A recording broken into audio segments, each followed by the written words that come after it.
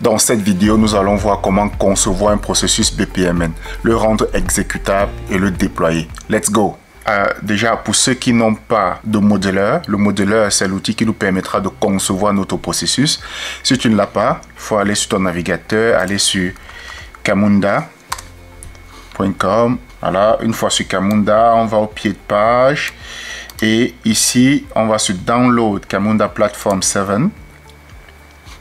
Nous allons sur Open Source Desktop Modeler pour télécharger notre modeleur.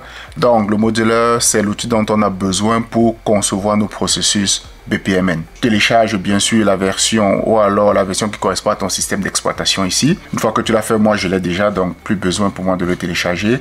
Ensuite, une fois qu'on l'a téléchargé, si tu l'as, tu vas sur Start. Ça, c'est la façon la plus rapide de créer un projet Spring Boot avec Camunda.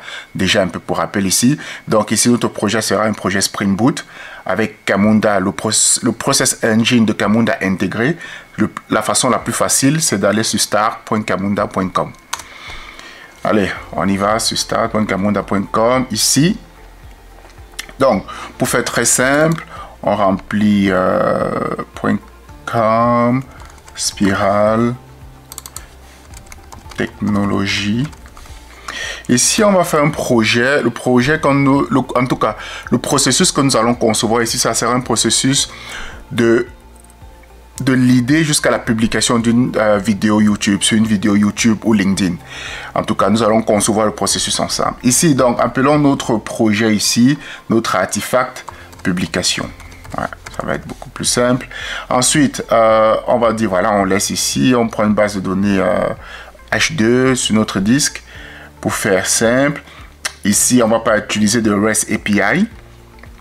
Ici, on va juste utiliser la web app de Camunda, donc le module web app. J'ai déjà parlé de ces différents modules dans une autre vidéo. Donc, si tu veux, tu peux aller regarder cette vidéo-là. Je te mettrai le lien de la vidéo en description. Et ici, on va sélectionner le projet web. Donc, ça, c'est le projet web Spring Boot Web. Et on va générer notre projet. Voilà, notre projet est généré. On va où il se trouve. Moi, il se trouve dans téléchargement. On va close tout ça. Donc, ici, dans téléchargement, je vais dézipper mon projet. Extraire tout. Ici, je vais l'extraire directement dans Download. OK. Mon projet est dézippé. Je l'ouvre. Je vais ouvrir mon... Tu vas choisir l'IDE que tu as l'habitude d'utiliser. Moi, c'est IntelliJ. Donc, je vais ouvrir mon projet ici avec IntelliJ. Je vais chercher mon application IntelliJ ici. Allez, j'ouvre mon projet. Donc, ici, en attendant que IntelliJ ouvre mon projet, on va aller ouvrir notre modeleur. On va faire Trust the Project. Moi, j'irai ouvrir mon modeleur ici qui se trouve. Je vais ouvrir mon modeleur. Ici, j'ai mon modeleur, Camunda Modeler. Et je le lance.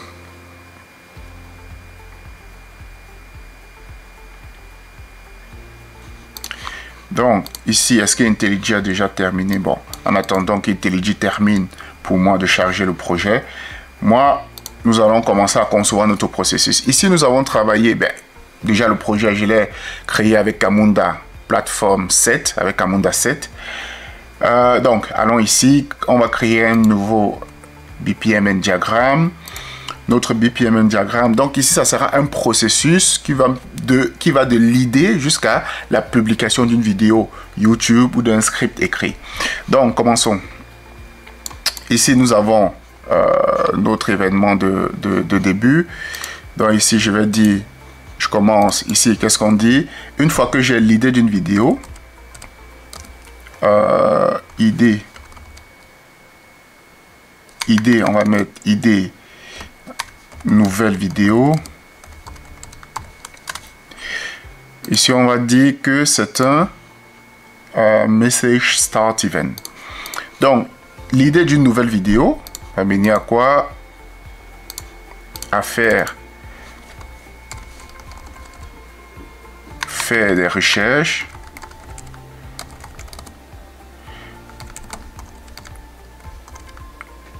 sur le sujet, faire des recherches sur le... On va mettre ça comme ça, faire des recherches sur le sujet. Ici, on va dire que c'est une user task. Ensuite, quand je fais des recherches sur le sujet, on va dire ici là qu'une fois les recherches faites, je vais décider si le sujet est assez intéressant ou pas. Donc, si je considère que le sujet est assez intéressant, je vais rédiger, on va dire ici, rédiger script. Rédiger script. Par contre, sur le sujet, je ne le trouve pas assez intéressant. Je vais plutôt rédiger publication texte. Rédiger publication texte. Ensuite, quand je termine de rédiger, je fais une rédaction de la publication textuelle. D'une publication textuelle, je vais publier sur LinkedIn. Donc, ici, par contre, quand je finis de rédiger mon script, qu'est-ce que je fais ensuite? Je vais... ici, je vais... Après avoir rédigé mon script, je vais enregistrer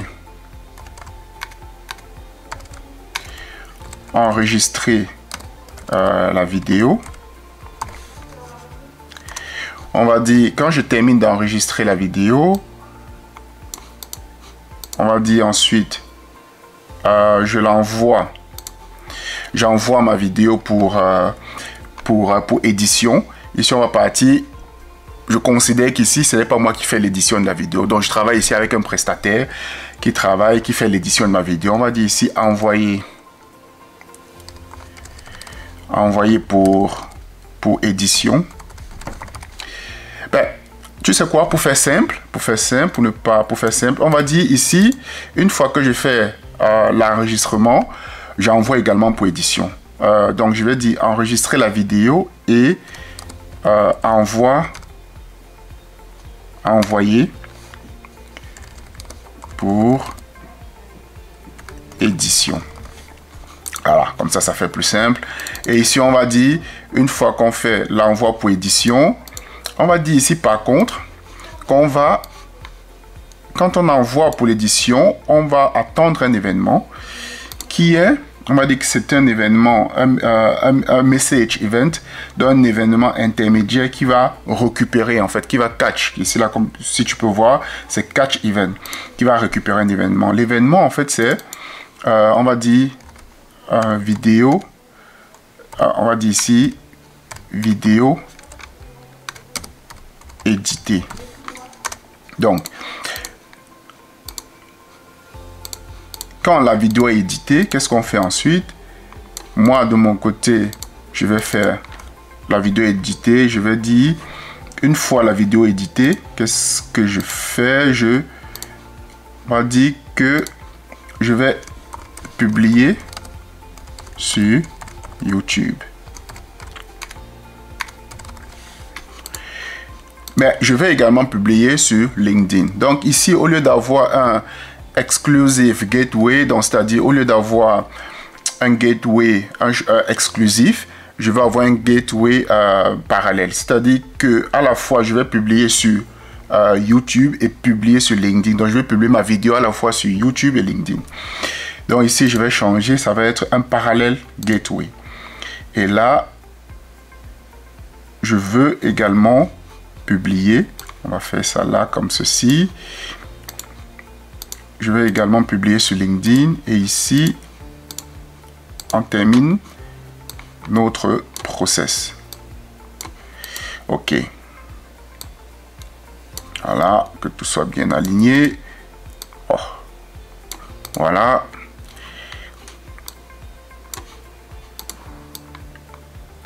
OK. Donc, ici, on peut dire que nous avons terminé notre processus. Dans notre processus ici, une fois que nous avons, une fois qu'il y a une nouvelle idée, je fais des recherches à ce sujet, des recherches sur le sujet, voilà, de l'idée de la vidéo.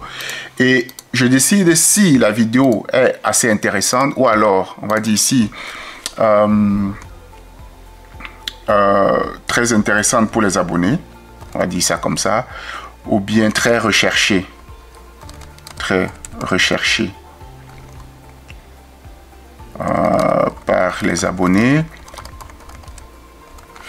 On va dire ça ainsi. Donc, si la vidéo elle est très recherchée par les abonnés, on va dire ici oui. On va dire ici non. Donc, si elle est très recherchée par les abonnés, on rédige un script. Ici, on va dire c'est une user task. Donc, on rédige un script et ensuite, on enregistre la vidéo. Enregistrer la vidéo, c'est également un user task. Une fois nous avons enregistré la vidéo, on va envoyer la vidéo pour édition. Et on va attendre que notre prestataire nous envoie un message comme quoi la vidéo a bien été éditée. Ah oui, peut-être avant de publier automatiquement, ce qu'on va faire, c'est, on va peut-être rajouter une étape ici, une étape intermédiaire. On va dire ici,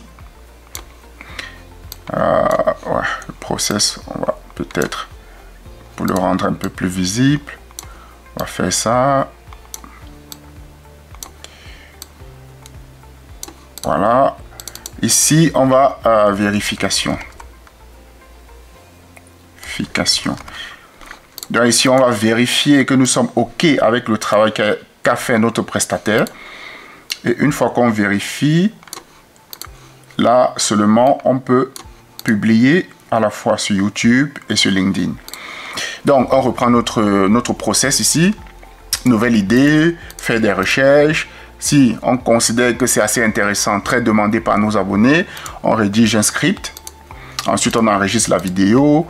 On l'envoie pour édition. Une fois, on attend le message de notre prestataire qui nous dit comme quoi, pour nous mentionner que la vidéo a bien été éditée. Une fois qu'on reçoit le message, ensuite, on vérifie si tout est OK. Si tout est OK, on publie à la fois sur YouTube et sur LinkedIn. Par contre, si on considère que la vidéo ou alors le sujet n'est pas très recherché par les abonnés, on s'est dit ok, on va faire une rédaction pour une publication texte qu'on va publier sur LinkedIn qui nous prend beaucoup moins de temps. On rédige notre publication et on publie sur LinkedIn tout simplement. Voilà, donc on a ici notre script. Espérons qu'ici voilà, IntelliJ a terminé d'ouvrir mon projet. Donc dans mon projet, on va dire ici, quand on crée ce projet-là en partant sur start.camunda.com, il rajoute un process par défaut.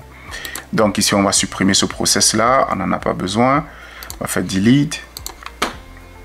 Supprimer notre process. On va juste copier le chemin. Copy path. Absolute path. Donc, ensuite, ici, on va sauver notre process. On va sauver notre process. On va sauver notre process ici. Comment est-ce qu'on va l'appeler? On va l'appeler publication. Publication. On appelle notre process publication. Donc, on a sauvé notre processus ici. Donc, ça, on a conçu notre processus selon le standard BPM. Maintenant, il faut le rendre exécutable. C'est-à-dire que nous devons configurer un certain nombre d'éléments. Si nous revenons ici à notre event start, ici, donc, on doit donner un nom à notre événement. C'est grâce à ce nom-là que nous pourrons manipuler notre processus à partir de notre API, à partir de l'API Java de Camunda. Donc, ici, on va donner le nom de notre processus. On va dire, on peut le dire de notre événement. On va dire ici, ça s'appelle nouvelle idée. Donc, notre message, donc un nom à notre message qui va instancier notre processus. Notre message ici s'appelle nouvelle idée. Donc, ici, ça c'est un human task. Donc, ça c'est bon. Ici, par contre, quand on a terminé de faire les recherches, on doit dire si nous prenons cette route ou si nous prenons ce chemin ou celui-là. Et pour cela, nous allons définir une condition qui a ici une expression. Donc, non. Ici, pour définir les expressions, on fait hashtag.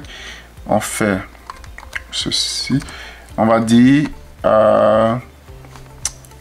On va mettre très recherché. On va plutôt mettre note très recherché. Donc, si ce n'est pas très recherché, on va prendre ce chemin. Ceci veut donc dire que dans l'instance de notre processus, pour prendre cette route, on doit intégrer ou alors on doit avoir dans notre processus une variable qui s'appelle très recherché. Et ici, par contre, cette variable, on va juste dire que c'est également une condition très recherchée. On va dire très recherché. Donc, pour être sûr qu'on n'a pas fait d'erreur de lexique, on va faire un copier-coller ici. Ok. Donc ensuite, on prend un chemin ou l'autre. Ça, c'est aussi, on va dire, rédiger publication de texte. Ça aussi, c'est un user task.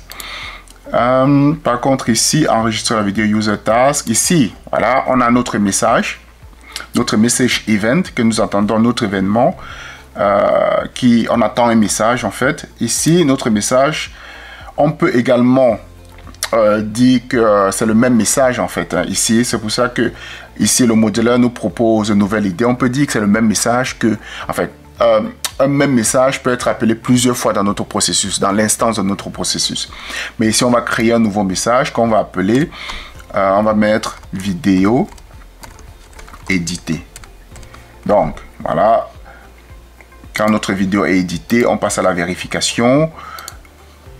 Si on termine la vérification, si on valide, ok, notre processus, ça, nous avons, je l'ai dit précédemment, ça c'est une parallèle gateway. Donc, quand le token arrive ici, il y a un token, en fait, il va se dupliquer. Un ira là et l'autre ira là. Donc, on va à la fois publier sur YouTube et publier sur LinkedIn. Voilà, notre processus, normalement, pour moi, il me semble bon pour être exécuté. Bon, maintenant, ici, publier, voilà, j'allais oublier. Quand on parle de publication sur LinkedIn, sur YouTube, on va dire ici, ça, ce sont des service tasks. Par contre, on va dire ça, ce sont des service tasks. Si ce sont des service tasks, il faut également les configurer. Étant donné que ce sont des service tasks, on va dire pour publier sur YouTube, on va ici dire que c'est une Java class. Donc, pour cela, on va aller dans notre IntelliJ. On va créer ce qu'on appelle en Camunda, dans le contexte Camunda, on appelle les Java Delegate.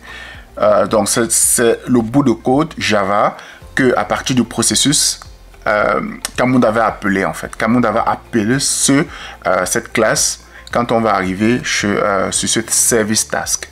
Donc, allons ici sur Java class, on va l'appeler par exemple publier, ou bien on va mettre publication YouTube. On va appeler notre classe publication YouTube. Ok.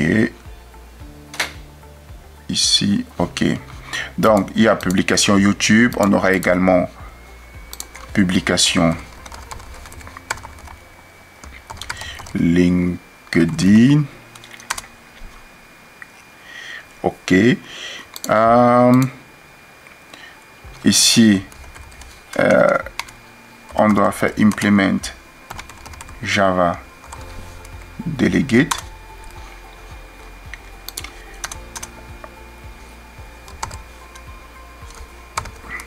Donc, Java Delegate et également ici, publication, on va faire implement Java Delegate.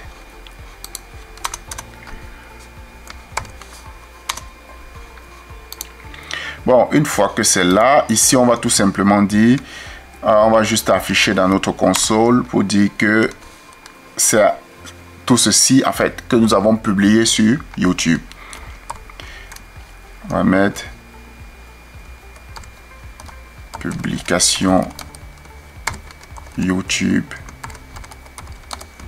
OK. Et pareil ici, on va faire ça. Donc, on va faire ici sur publication LinkedIn. On va mettre publication LinkedIn. OK. Donc, ici, on a terminé écrit nos Java Delegate. Donc, on va dire, on peut considérer qu'ici, ça, c'est vraiment notre bout de code qui va être appelé quand on va arriver sur cette tâche-là. On va copier juste la référence. Full Qualifier Name. Donc, copy reference. On va dans notre modeleur. C'était quoi déjà? Je publie publication LinkedIn. Donc, on vient sur publication LinkedIn. On va dire l'implémentation de cette task, de cette service task, c'est Java class. Et on va coller notre publication LinkedIn ici. Là. Et pareil ici. Publication YouTube. On copie, paf. On copie la référence. Publication YouTube ici. OK. Donc, tout ça me semble bon. OK. Donc, on peut sauver notre process. Si maintenant, nous avons besoin d'autre chose. Nous devons démarrer notre processus. Et nous pouvons également, voilà, il faut trouver un moyen pour démarrer notre processus. Et pour démarrer notre processus ici, nous avons dit que notre processus va être démarré à travers un événement, à travers un message event qui s'appelle ici, quel est encore son nom, qui s'appelle nouvelle idée. Donc, il faut qu'on dise à Camunda, ok, démarre-moi l'instance d'un processus à partir de cet événement-ci, à partir de ce message event. Donc, ici, qu'allons-nous faire? Pour le faire, il y a deux possibilités. En tout cas, soit on peut utiliser, quand nous allons démarrer notre application ici, si nous avions ici au préalable choisi les REST API de Camunda, on peut piloter notre processus à travers l'API REST de Camunda. Et l'API REST de Camunda, il est documenté ici. Si on va sur docs.camunda.org, on va sur Reference, je crois, REST API. Donc, on voit ici que ici, il y a une documentation de l'API REST. Si par exemple, on veut démarrer notre processus à travers un message, on doit utiliser cette API ici, qui est Correlate. Donc, on doit utiliser cette API. Il y a un exemple ici.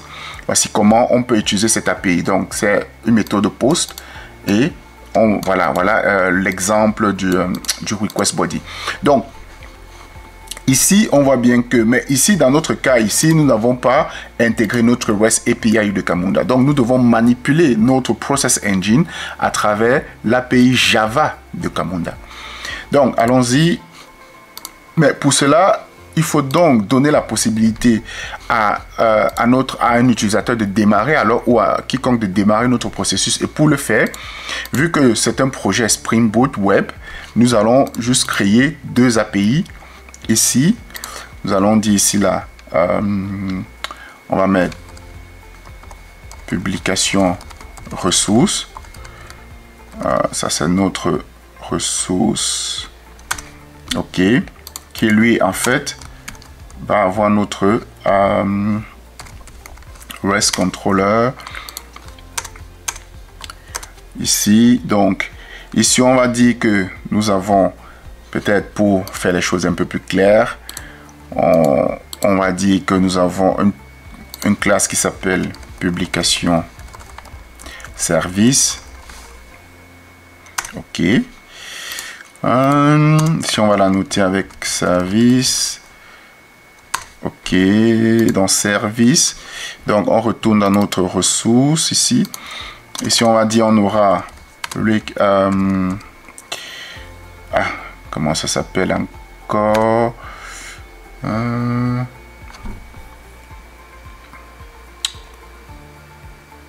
response entity. Donc ici nous aurions response entity qui va retourner on va dire un string. On va faire tout simple. Ici on va dire démarrer process. Ça c'est pour démarrer notre processus. Donc cette API va nous permettre de démarrer notre processus.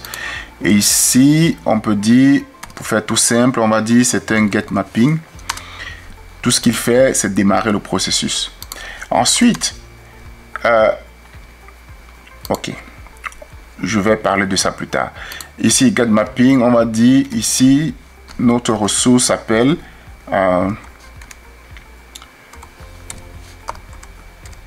démarrer process. On va l'appeler ainsi.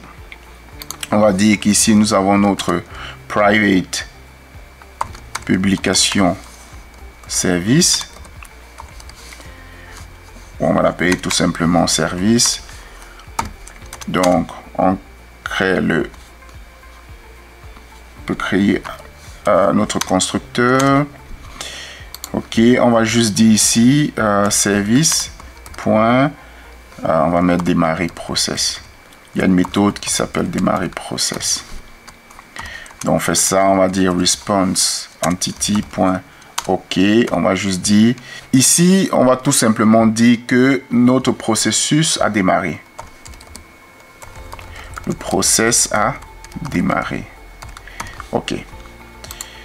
Là c'est bon, tout est ok. Return. Donc pour moi on fait un return. Ensuite démarrer process. Donc cette classe n'existe pas, on va la créer. Ici démarrer process. Donc à partir de cette méthode, ici qu'est-ce qu'on va rajouter? On va rajouter private. On a besoin du process engine de Camunda pour manipuler notre process engine. On va l'appeler tout simplement engine. Allez, mettons process engine qui va nous permettre de manipuler notre process engine. Ici, on va rajouter, on va créer notre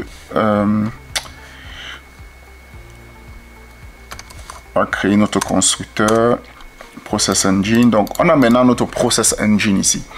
Qu'est-ce que nous voulons? Maintenant que notre process engine, nous voulons démarrer un nouveau processus. Comment démarrer un nouveau processus? Tout ce que nous devons faire, c'est faire en sorte process engine.get runtime service .start process by message, start process instance by message. Donc le message ici pour démarrer notre processus, comment il s'appelait, c'est nouvelle idée. Donc mais ici nouvelle idée. Donc on va démarrer un nouveau processus avec nouvelle idée. Ici on va rajouter ce qu'on appelle publication. Ici ça s'appelle un business key. Tu vas comprendre l'importance du business key plus tard. Donc je vais pas aller plus loin, mais tu vas le comprendre beaucoup plus tard. Ok, je pense que tout me semble ok. Peut-être pour revoir rapidement ce qu'on a fait. Donc ici, on a notre ressource REST qui va nous permettre de démarrer un nouveau processus. Et ici, on appelle notre service qui lui fait appel au process engine de Camunda pour nous permettre de manipuler nos processus. Donc on fait appel au runtime service. Le runtime service qui va démarrer un nouveau processus à partir du message, de notre message ici. Donc, juste pour rappel, un rappel très rapide, vu que notre process ici se trouve dans ressources, automatiquement, vu que c'est un projet Spring Boot, automatiquement, Camunda va déployer ce processus. Donc, allons-y, démarrer notre process ici, notre application, autant pour moi. On démarre notre application.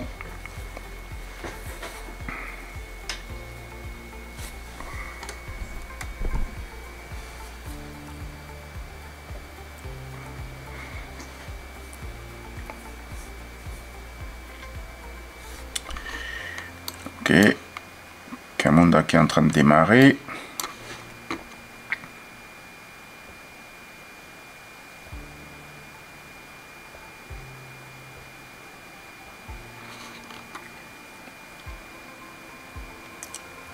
Notre application qui est en train de démarrer. Donc, ensemble, ok. Tout a démarré au port 8080, tout est ok. Donc, si nous allons au port sur notre 8080, nous nous connectons au cockpit. Ici, les données de connexion par défaut, c'est démo. Pourquoi démo? pour ceux qui ne connaissent pas, parce que ça se trouve dans le fichier de configuration ici. Donc démo, pour nous connecter au cockpit. Démo.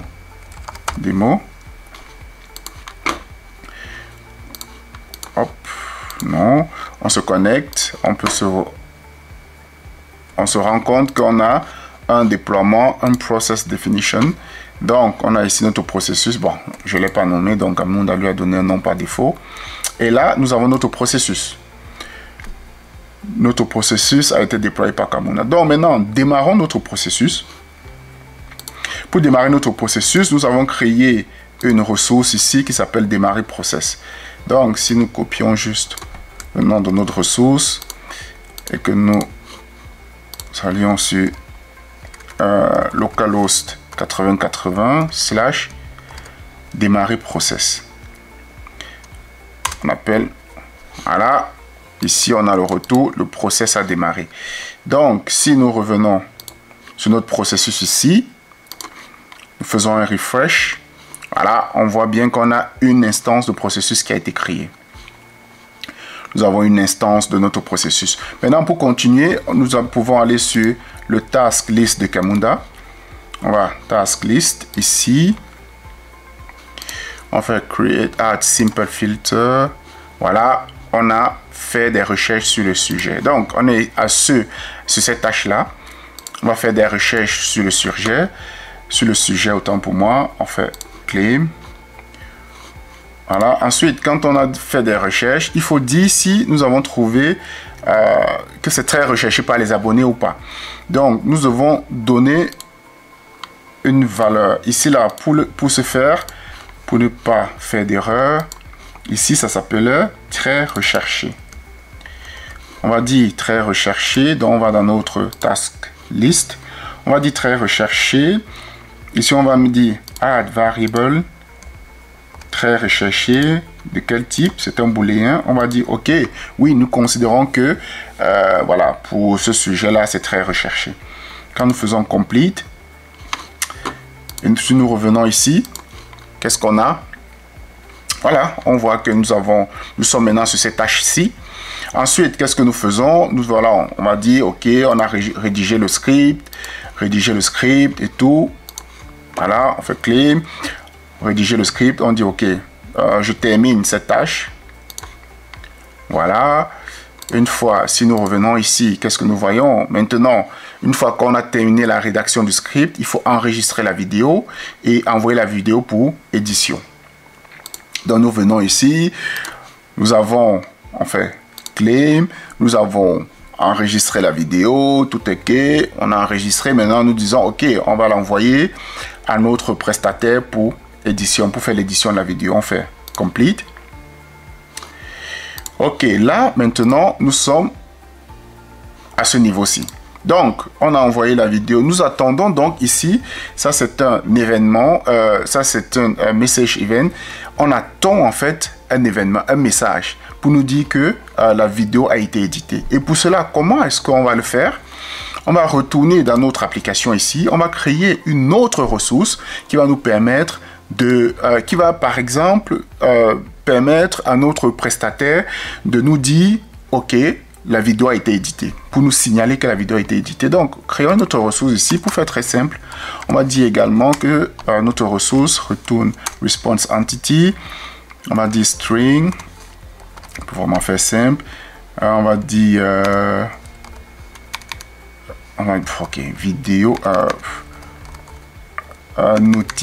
notifié, vidéo éditée. Alors, on fait ça comme ça. On va également dire que c'est un get mapping. Ici, qu'est-ce que nous pouvons? On peut dire que c'est en fait on peut dire OK, on va mettre vidéo édité comme ceci. On va dire ça retourne également response entity.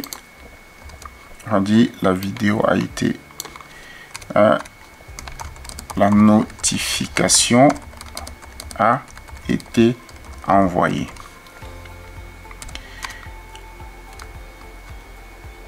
La notification a été envoyée. OK.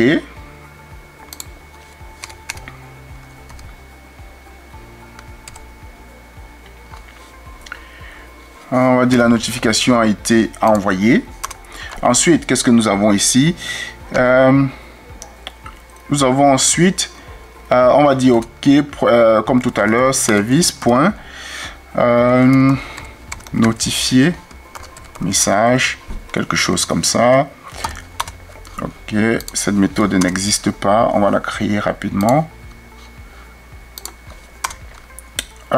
Donc ici on peut dire maintenant, pour dire que notre message a été envoyé, on reçoit, on va faire process engine.getRuntime.correlate.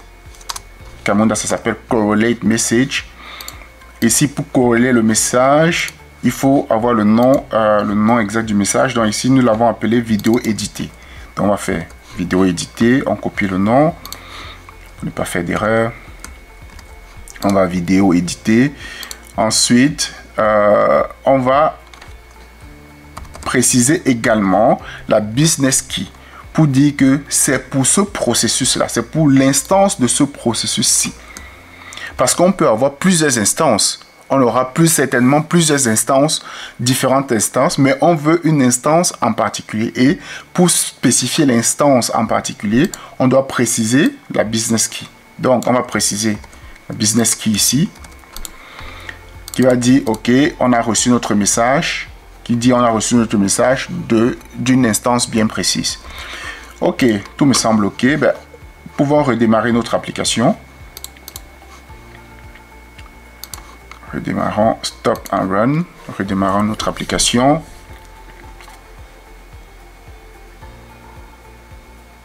Si tu as appris quelque chose d'intéressant dans cette vidéo jusqu'ici, je t'invite à laisser un like, à laisser un commentaire pour me dire ce que tu en as pensé. Donc, attendons que ici notre application redémarre.